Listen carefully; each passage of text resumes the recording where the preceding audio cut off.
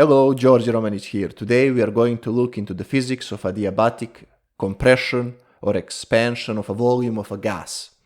You might ask, what is an adiabatic process to begin with? Well, in words which might be abstract, adiabatic process of compression or expansion of a gas is a process during which there is no exchange of energy or mass between that volume of the gas and the environment. Now, can we demonstrate that? Well, there are no perfectly adiabatic processes, but we can qualitatively describe it using this coffee French press that I introduced in my previous video.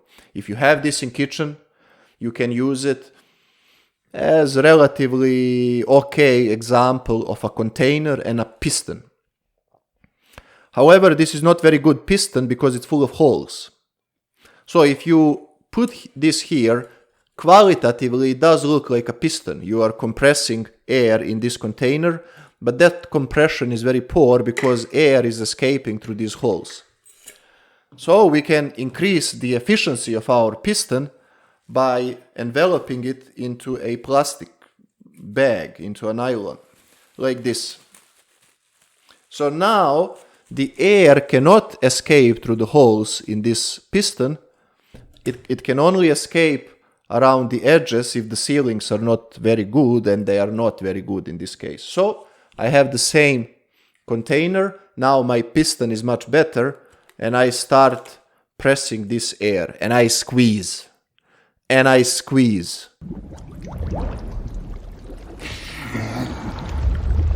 So it's done, finally. So squeeze rapid. Squeeze hard. But slowly. And now squeezing gets more difficult than in previous case because the air cannot escape. So I'm literally compressing this air inside. Now, how is this related to a adiabatic process? Well, in the following way. As I am compressing this air, I am pushing the piston. I am supplying air inside of this container with internal energy. That's what we discussed in the previous video. Now, a adiabatic process says the entire energy that I supply to this piston goes into the increase of internal energy of this gas. You might say, what? Where else could it go? Well, there are many other places where it could go. As I'm pressing this, part of energy goes into increasing temperature of this container and piston because there is friction between piston and container. So that's number one. Number two, as I am again pressing, now it's a little bit more difficult to press because of high pressure here. As I am pressing the piston, part of the energy of the increased pressure goes into increasing temperature of the wall because now atoms are bombarding wall more energetically compared to before me compressing the air. And there are many other places where the energy can go. There is also, as I just said, escape of air around the edges of this piston, so that also violates the assumption of a adiabatic process. There shouldn't be any exchange of energy or mass between this volume of air and the environment. So, I hope that qualitatively this gave you an idea what an adiabatic process of compression should be and what are the factors that are in principle violating the perfectly adiabatic process in this case. Now, when we have better understanding, let us derive the theory mathematically. In the previous video, we saw that pressure times volume is equal some constant times internal energy. We derived that explicitly. And we also said that this constant is usually written as gamma minus 1, which means that P times V is equal gamma minus 1 times U.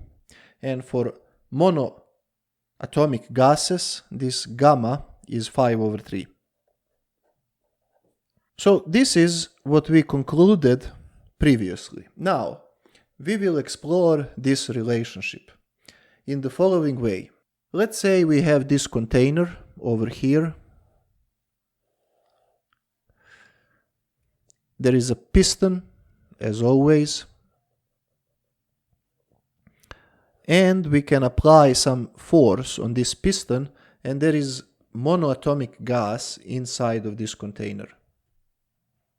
The container has volume V, and let us say that this is positive direction of the x-axis. This gas also has certain internal energy U. Now we start squeezing. So squeeze rapid. Squeeze hard. When we squeeze a little bit, this piston will move maybe over here. This is new position of the piston. So we traversed this distance minus dx. We can see that due to our squeeze, volume of this gas decreased and internal energy increases. What is internal energy? Well, you have to watch my previous video. Basically, it is related to the square of the velocities of all these molecules averaged. So it's some sort of the mean kinetic energy of these molecules. It increases because they get momentum delivered from this piston that is moving in this direction.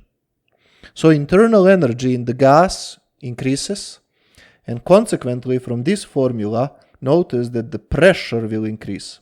Now let us look into the work that is done on this gas due to piston moving in. Well, we know from high school physics that work is force times distance. In this case, if we moved piston for infinitesimal small distance, then dW, infinitesimal work done on the gas, is equal this force times this infinitesimal distance minus dx. Or that becomes minus f dx. But we know that force is pressure times area. That's definition of pressure, to be force divided by area, which means dW is equal minus p a dx. But a dx is the volume that is now taken away from this gas due to piston squeezing it. So dW is equal minus p dv. Here is the critical assumption for this video. During this squeezing, there is no heat energy or mass added or removed from the gas. This is crucial assumption. What I am saying is, as we are squeezing this gas, there is no leakage here, let's say, around the borders of the piston, or there is no some hole in the box that will enable the gas to escape, or we are not pumping in new gas as we are squeezing it. So the number of atoms stays the same. There is no exchange of mass between gas in this box and the environment. That's assumption number one. Assumption number two, there is no exchange of energy between this gas and the environment. And the environment is both environment outside of this box as well as the walls of this box. So as the piston is moving in, it is not getting heated. The walls of this box are not getting heated. All energy delivered to the gas stays in the gas. These two assumptions are called adiabatic process. So adiabatic process means that all work that is done on this gas goes into increasing internal energy of this gas. So change of internal energy is exclusively in and only due to this work done on the gas. But we know that U is equal PV divided by gamma minus 1 from this equation. So I will differentiate this expression to get that du is equal P dV plus V dP divided by gamma minus 1. Or, if I now combine this with this over here, I will get that P dV is equal, let me see, gamma minus 1 times du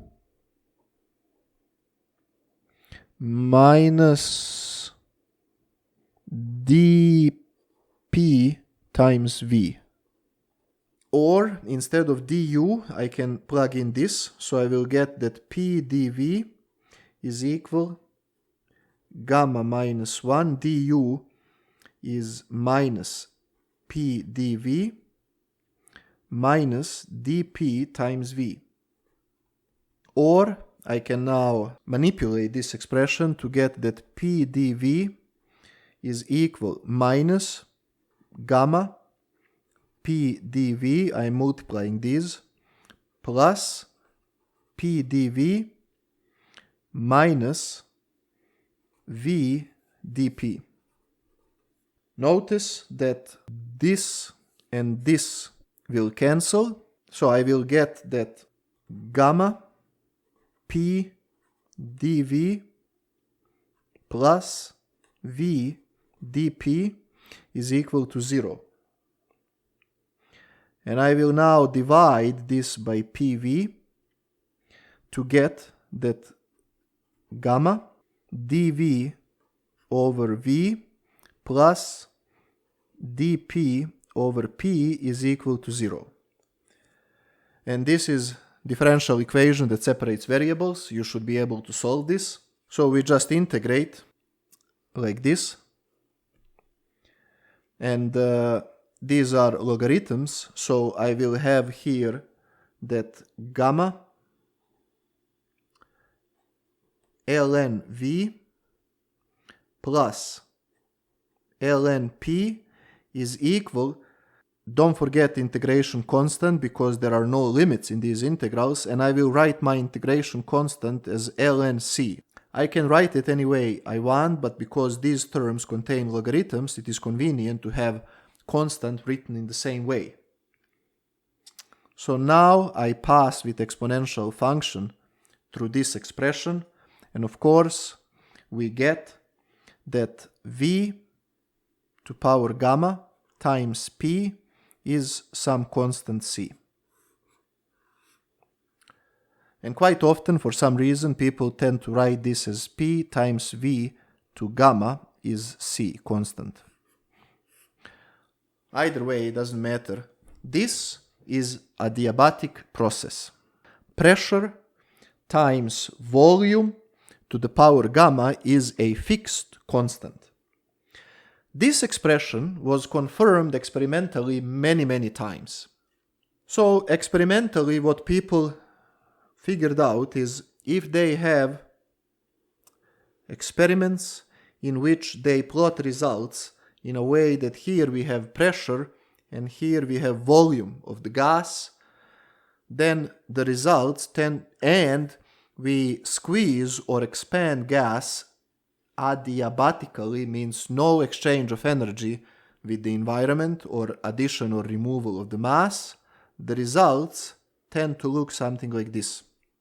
And that's quantification of this curve over here. Let's say we have initial volume of the gas, V initial, and at this initial volume we have pressure, Pi, initial pressure. And now we squeeze. We squeeze this guy to some final volume, and adiabatically it will have some final pressure, Pf. This area under this part of the curve is the work done on the gas. Now you might say, but what if we reverse this? If the gas was at initial volume and then it expanded to this volume, how about then? Then gas is doing work. It's not work that is done on the gas, but gas is doing work on the environment, on the piston or whatever, as it is expanding. And this is particularly important in atmospheric sciences, as we will see in future videos, because when a parcel of air is being lifted, it gets to lower pressure and therefore it expands, and we say it does work against the atmosphere and cools down consequently. But this will be described in details in future videos. Now, let us quantify this work under this curve. So, work is equal integral of from initial volume to final volume P dV. This is further equal integral of from V initial to V final. What is P? Well, P, I can take it from here. That is C constant over V to gamma dV. And if you solve this integral, knowing that C is constant, this is equal C divided by 1 minus gamma. Gamma is also constant. V to power 1 minus gamma. And between the limits, V initial, V final. Or, when you substitute these limits, you will get that the work done in compressing this gas on the gas is equal C V final 1 minus gamma minus V initial 1 minus gamma divided by 1 minus gamma.